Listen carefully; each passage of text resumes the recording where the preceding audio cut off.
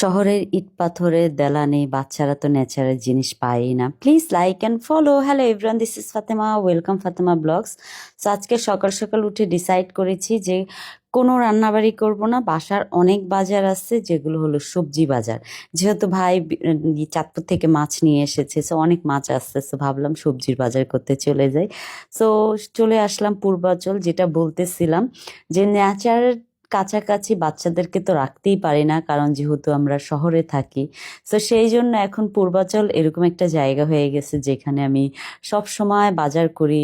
বিভিন্ন গ্রামের ভিতরে ভিতরে ঢুকে যেয়ে বাজার করি, যেমন একদম এই যে সিম বাগান থেকে সিম পারলাম বাচ্চাদেরকে সাথে নিয়ে।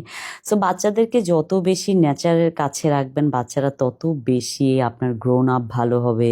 প্লাস হলো আপনার হলো বাচ্চারা নেচার সম্পর্কে জানলো, আপনার হলো গ্রাম কেমন হয় এটা সম্পর্কে জানলো। তা আমি আমার বাচ্চাদেরকে সব সময় চেষ্টা করি, আমি যখন কোথাও যাই বাচ্চাদেরকে সাথে নিয়ে যাওয়ার জন্য, বাচ্চারা এটাকে এনজয় করবে। এই যে যেমন সায়ান, সে মুরগি দেখে মুরগির পিছন পিছন দৌড়াচ্ছিল, তারপরে জায়ানও, তারপরে তাদেরকে আমি মুরগি দেখিয়ে ভয় দেখাচ্ছিলাম। আমার খুব ভাল লাগে এসব বাচ্চাদের সাথে দুষ্টামি করতে। বাচ্চাদের সাথে বাচ্চা না হলে আপনি হলো মানে বাচ্চার মা হয়ে উঠতে পারবেন না। সো চলে আসলাম আরেকটা বাসায়, যেখান থেকে হলো আমি মুরগির ডিম কিনবো।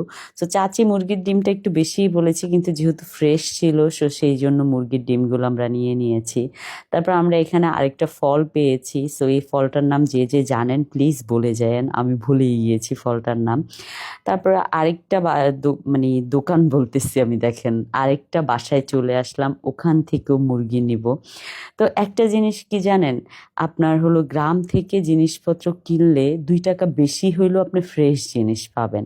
আমার বাচ্চারা এত বেশি এনজয় করতেছিল, সাথে আমার ভাই ছিল, বোন ছিল, ওরা মিলে আমরা খুব মজা করতেছিলাম বাচ্চাদেরকে সাথে নিয়ে। এই লাঠিটা দেখে সায়ান লাঠি নিবে, সেটা নিয়ে তার মামার সাথে রাগারাগি করছে। তারপর তার মামা বুঝিয়ে টুঝিয়ে গাড়িতে উঠিয়ে নিয়ে আসলো।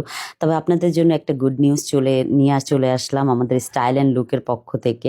আমাদের স্টাইল অ্যান্ড লুকে হলো 50% ডিসকাউন্ট চলতেছে আমাদের 3টা ব্রাঞ্চেই। একটা হলো শান্তিনগর, একটা হলো পুরান ঢাকা, আরেকটা হলো মানে পুরান ঢাকা ওয়ারিতে, আরেকটা হলো আপনার কিশোরগঞ্জে।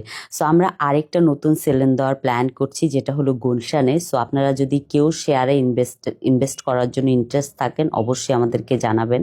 এটা হবে প্রিমিয়াম, যেটা হলো আমাদের স্টাইল অ্যান্ড লুক প্রিমিয়াম হবে। সো অবশ্যই আমাদের সাথে যোগাযোগ করতে পারেন শেয়ারের জন্য।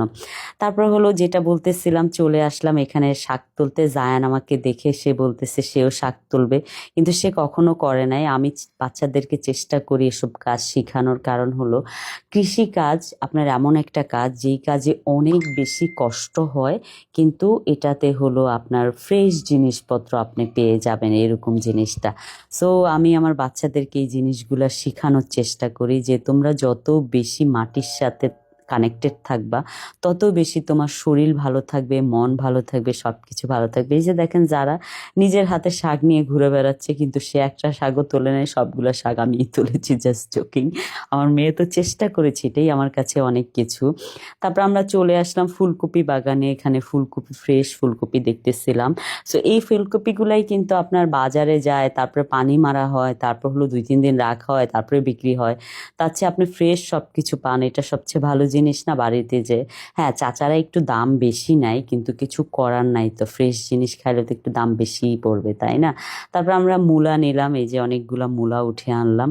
এর মাঝখানে আমি স্টুপিটের মতো একটা কাজ করে ফেলেছি, সব সবজিগুলো এখন ধাম করে নিচে পড়ে যাবে।